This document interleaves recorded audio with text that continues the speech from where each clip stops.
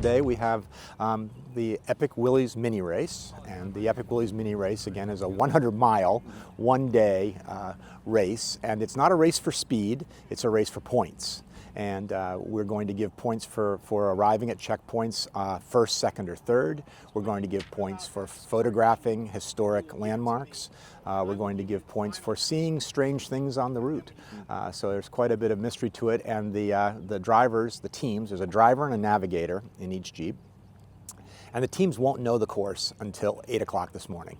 So I'll deliver the race book, because the other thing about Epic Willys Adventure is that it's no GPS, and no interstate, and no excuses.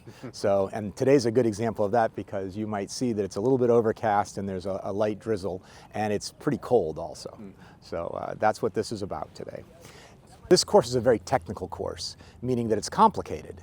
And the reason that it's complicated is that what used to be rural and safe places to launch missiles and to control them from, and to store ammunition, and to have rail lines that could, transport, munitions.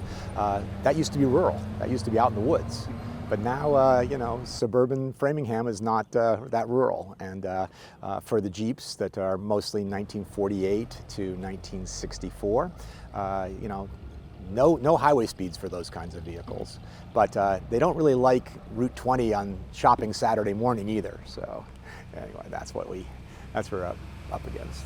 When we put together the Quabbin Quest, it was a very different kind of route, because the Quabbin has beautiful vistas, and it has very historic and tragic stories about the towns that were flooded to make the reservoir. So really, when I made the route for the Quabbin Quest, we just drove the Jeeps along the roads, and if there was a nice vista, we stopped and made it a checkpoint. If there was a historical location, we stopped and made that a checkpoint. But the missile mystery was a completely different kind of course for us, because now I had to connect the historic sites from Massachusetts Cold War era, the launch sites, the control sites, the bunkers, things that we're surprised to learn about that are unique to Massachusetts in that period in time.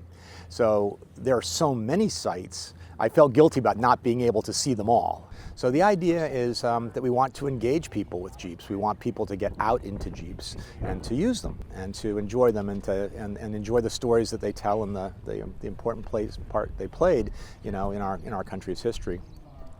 That's why working with the American Heritage Museum was so important, because the American Heritage Museum provides a collection, knowledge, and the actual artifacts to communicate and engage people with America's World War II history. People come quite far from this. We have people from as far away as upstate New York, out by Buffalo and Corning. We have people that come from Connecticut and Rhode Island, from Maine, New Hampshire, and Vermont.